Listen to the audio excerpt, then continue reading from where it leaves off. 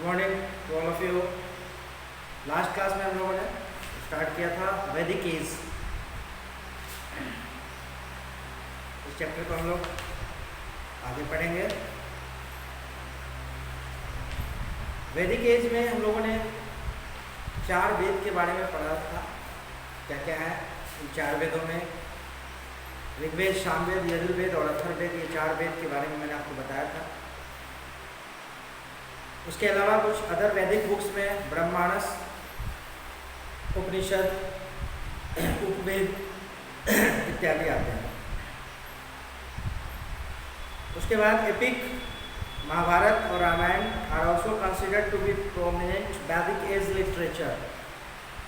Both these epics were composed in Sanskrit and according to most historians not before 5th century BC। ये दोनों जो epic थे, रामायण और महाभारत, वो संस्कृत में लिखे गए थे और इतिहासकारों के द्वारा यह बताया जाता है कि 5th सेंचुरी BC से पहले यह नहीं हुआ।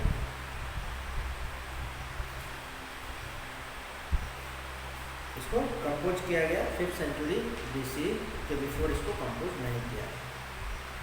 तो बेसिकली 4 वेद्स है, वेदास है, ऋग्वेद, सामवेद, यजुर्वेद, अथर्ववेद, लास्ट वेद जो है आपका अथर्ववेद होता है।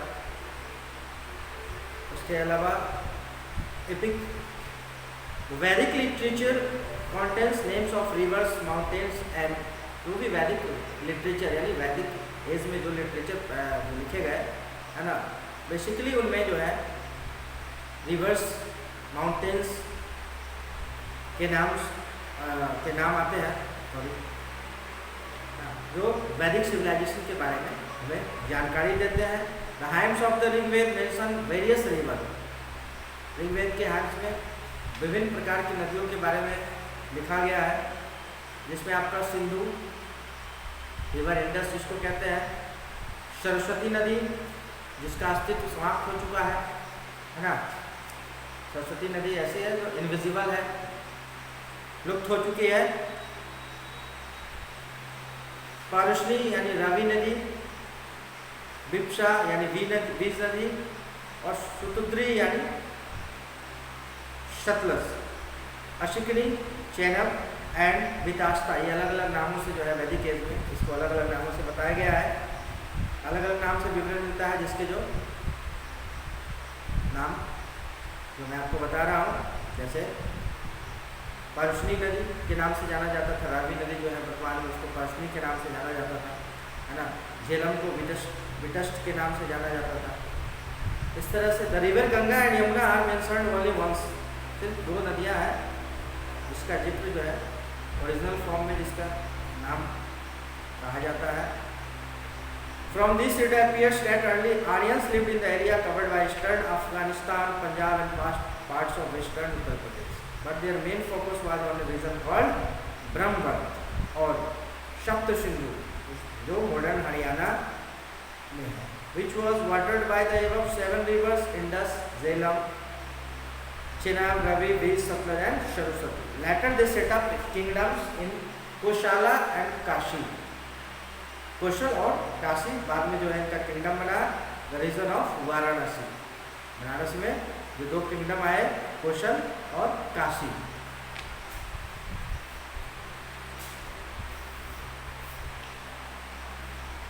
और वैदिक एज के बारे में मैंने आपको बताया कि 2 पीरियड में डिवाइड किया जाता है वैदिक एज को, अर्ली वैदिक एज और लैटर वैदिक। Early Vedic as 1500 to 1000 BC के बीच के पीरियड को अर्ली वैदिक एज कहा जाता है। This period is also known as Rigvedic period.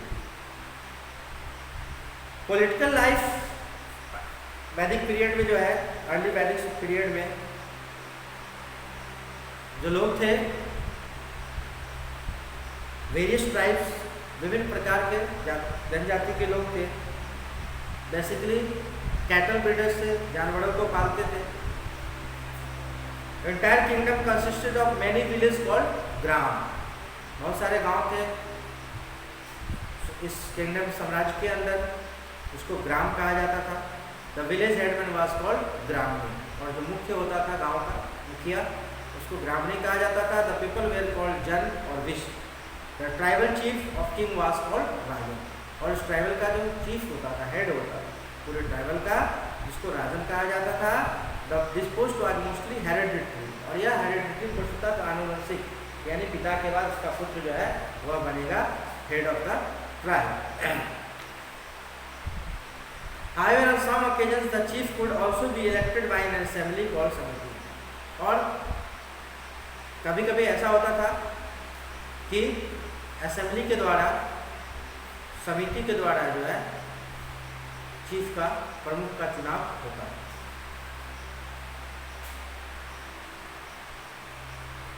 और ऐसे लोगों को ही राजा बनाया जाता था जो अपनी प्रजा की, अपने लोगों की रक्षा कर सके। He offered prayers on behalf of the tribe and received a sacrifice, Bali.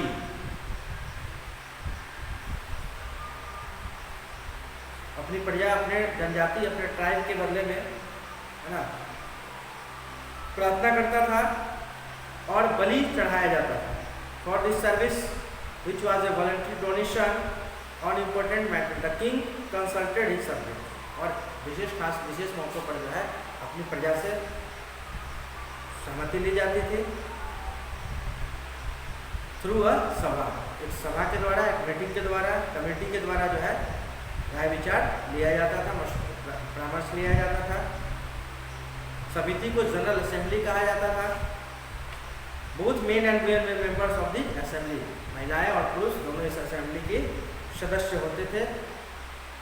The routine administration was conducted by A set of ministers and officials, और शासन जो था वह मिनिस्टर्स और कुछ ऑफिशियल्स के हाथों में, कुछ ऑफिसर्स के हाथों में। पुरोहित यानी पुजारी advise the king on religious matter, धार्मिक विषयों पर पुरोहित या पुजारी होते थे, वो राजा को सलाह देते थे, है ना। द सेनानी fought wars using weapons like axes, swords and spears. They also used bow and arrow as one big with hand grips. जो सेनानी होते थे, वॉरियर्स, योद्धा होते थे, वो युद्ध करते थे जिसमें विभिन्न प्रकार के वेपन्स यानी हथियार का इस्तेमाल करते थे। ठीक है, तो पॉलिटिकल लाइफ के बारे में बोलो, जो सोसाइटी जो है वेरियस ट्राइब्स में डिवाइडेड था, कैटल ब्रीड करते थे, और बहुत सारे गांव इस किंगडम के अंदर में आते थे। मुख्य जो होता था ट्राइबल चीफ, वो जिसको राजन कहा जाता था, है ना, और यह पोस्ट जो है हेरिडिटरी होता था, यानी आनुवंशिक। ठीक है, कि जो भी चीफ है उसका नेक्स्ट जनरेशन जो है उसका पुत्र जो है वो चीफ बनेगा। ठीक है, और कभी कभी किसी विशेष परिस्थिति में जो है समिति के द्वारा चीफ का सिलेक्शन किया जाता था, है ना, चीफ को इलेक्ट किया जाता था, चीफ का चुनाव किया जाता था। और जो जिसको राजा बनाया जाता था उससे एक्सपेक्ट किया जाता था कि वो अपने सब्जेक्ट की, अपनी प्रजा की रक्षा करे, है ना। राजा के द्वारा, राजन के द्वारा बलि चढ़ाई जाती थी। ठीक है, और सभा और समिति से विशेष परिस्थिति में कंसल्ट किया जाता था। पुरोहित जो है वो धार्मिक जो मैटर होते थे उसमें वो सलाह पुरोहित जो है राजा को सलाह देते थे, और अपनी प्रजा की सुख समृद्धि के लिए प्रार्थना करते थे। सेनानी यानी योद्धा, वॉरियर्स जो है युद्ध करते थे, इसमें एक्स, सोर्ड, स्पीयर जैसे वेपन्स का इस्तेमाल करते थे, और कभी कभी तीर धनुष का भी वो इस्तेमाल, साथ ही साथ तीर धनुष का भी इस्तेमाल उनके द्वारा किया जाता है।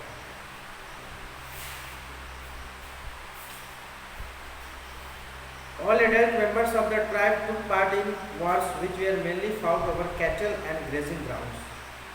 जितने भी एडल्ट मेंबर्स होते थे वह सदस्य होते थे, वो इस लड़ाई में, इस युद्ध में हिस्सा लेते थे।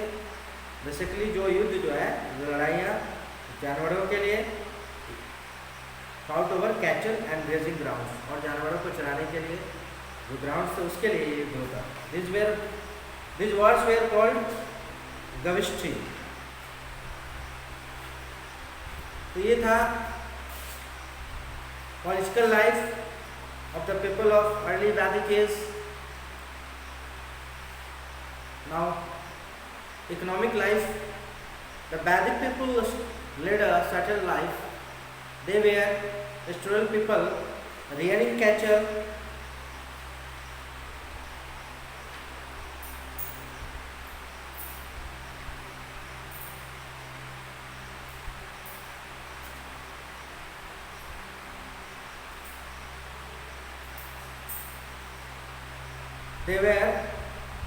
rearing cattle was one of their main occupation. जानवरों को पालना वह उनका एक मुख्य पेशा था। The cow was one of their favorite and sacred animals. गाय को ये लोग पालते थे और साथ ही इसको पवित्र मानते थे, है ना, इसकी पूजा करते थे। It was their principal form of wealth. The king gifted cows to the priest. और गायों को पुजारियों को दान दिया जाता था अपने सुख समृद्धि के लिए। Cows to the priest. Most of their wars were fought for the sake of cows. The cow was also their unit of barter. They also used horses but did not worship them. Horse यानी घोड़े की भी पूजा, घोड़े को भी पाला जाता था, बट सिर्फ गाय यानी काऊ को जो है सैक्रेड माना जाता था और इसकी पूजा की जाती थी, है ना, वैदिक पीपल के द्वारा। There were chariots which were pulled by horses. और रथ जो है घोड़ों के द्वारा रथ को खींचने के काम में लिया जाता था, घोड़ों को रथ के खींचने के काम में लिया जाता था।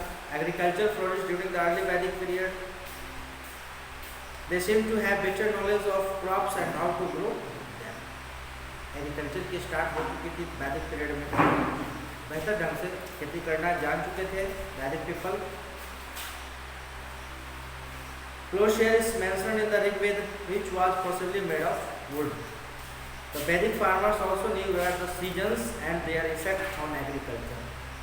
सीजन्स के बारे में और सीजन का क्या प्रभाव खेती पर पड़ता है उसके बारे में वैदिक पीपल अच्छी तरह से भली भांति इसको जानते थे। They grew wheat, barley and rice, और गेहूँ, जौ और चावल की खेती की जाती थी वैदिक पीपल के द्वारा। The Rig Veda mentioned different craftsmen. इसके अलावा जो है carpenter, weaver, chariot makers, potters, leather workers आदि भी उस पीरियड में होते थे, यानी इन कामों का भी नॉलेज इस पीरियड के लोगों को था। साथ ही साथ there metal workers which made weapons and other objects of copper and bronze.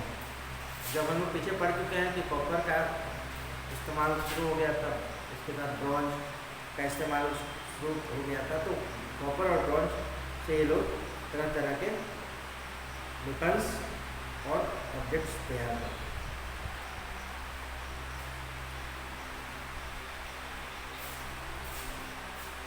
Agriculture, cattle rearing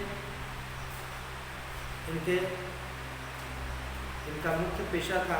उसके अलावा जो है इस पीरियड के लोग carpenter, chariot makers, weavers, potters, metal workers आदि भी होते थे।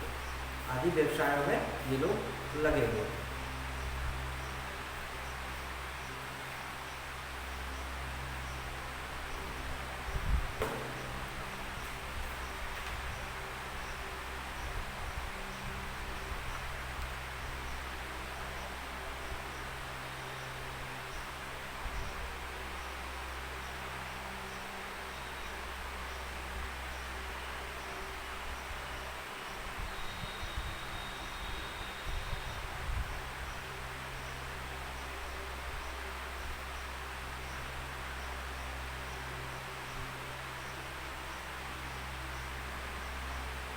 उसके बाद पॉलिटिकल लाइफ, इकोनॉमिक लाइफ के बाद सोशल लाइफ की बात करते हैं। वैदिक पीरियड के सोशल लाइफ की बात करते हैं।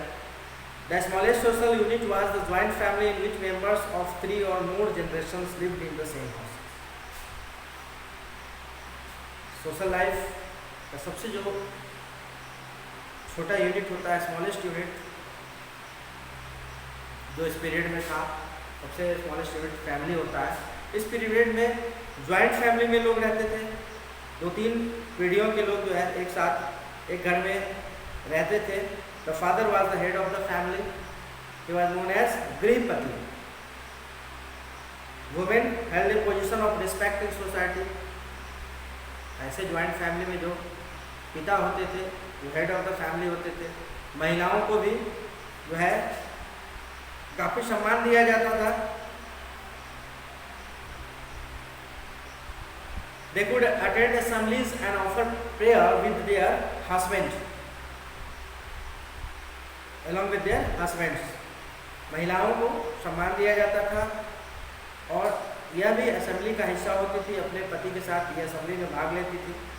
Being a patriarchal society, parents referred sons to daughters. They prayed for brave and strong sons capable of fighting in wars.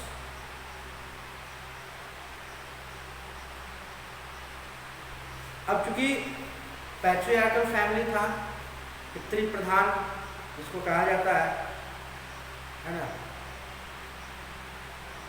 माता पिता जो है अपने सन यानी बेटों को जो है बेटियों से ज़्यादा दर्जा देते थे और यह प्रार्थना करते थे कि इनके जो बच्चे हों, इनके जो पुत्र हों वह बहादुर हो, बलवान हो, है ना, ताकि वो लड़ाई में हिस्सा ले सके। Widow remarriage and child marriages were not prevent. विधवा विवाह और बाल विवाह जो है यह इस पीरियड में नहीं होता। The average age of marriage was around 16 to 17 years. जो औसत आयु था विवाह करने का वह था 16 से 17 वर्ष। ठीक है, तो पैट्रियार्कल फैमिली, पितृ प्रधान जिसमें पिता हेड होते थे, महिलाओं को भी सम्मान दिया जाता था। महिलाएं भी असेंबली में हिस्सा लेती थी अपने पतियों के साथ, है ना, और पुत्र को पुत्रियों के मुकाबले बेहतर आंका जाता था, है ना, और प्रार्थना की जाती थी कि उन्हें ऐसा पुत्र मिले जो बलशाली हो, युद्ध कर सके। विडो मैरिज, रीमैरिज यानी विधवा पुनर्विवाह और चाइल्ड मैरिज यानी बाल विवाह की प्रथा उस समय में नहीं थी। ठीक है, the people were very fond of good food which include cereals. खाने पीने के शौकीन थे। Cereals, vegetable, fruits, honey, milk and milk products ये इनके मुख्य भोजन थे। इंटॉक्सिकेटिंग ड्रिंक्स यानी खाने के साथ साथ पीने के भी शौकीन थे लोग। Intoxicating drinks like sura and soma were their favourites. They also consume different varieties of meat और विभिन्न प्रकार के मीट का भी उपयोग करते थे खाने में। ठीक है, तो इस तरह से इस प्रकार इनकी भोजन की शैली थी।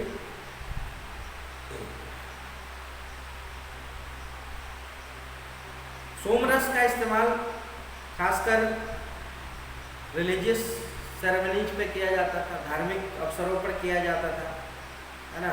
It was first offered to the gods before being distributed among the masses.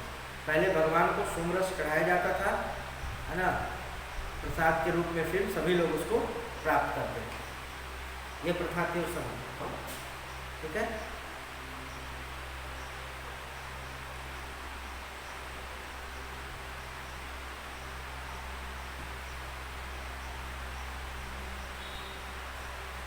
तो हम लोगों ने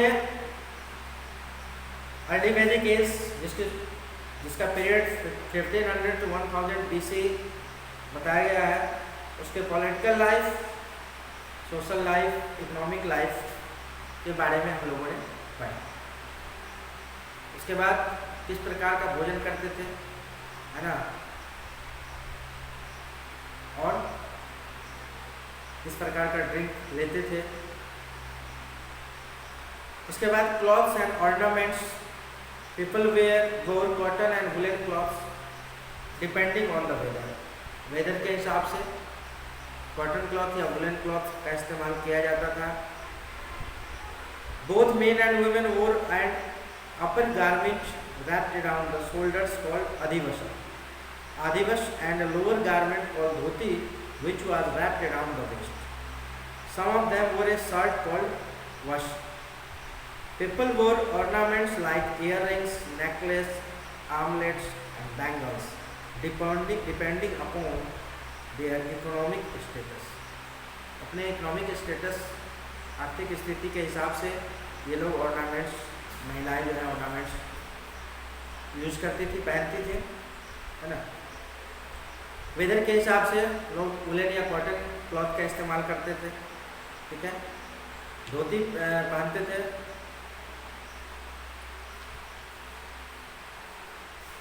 तो इस तरह से इनका ये पहनावा था। हम लोग आगे बात करेंगे एजुकेशन और एम्यूजमेंट्स के बारे में अगली क्लास में। तो आज के लिए बस इतना ही। Thank you.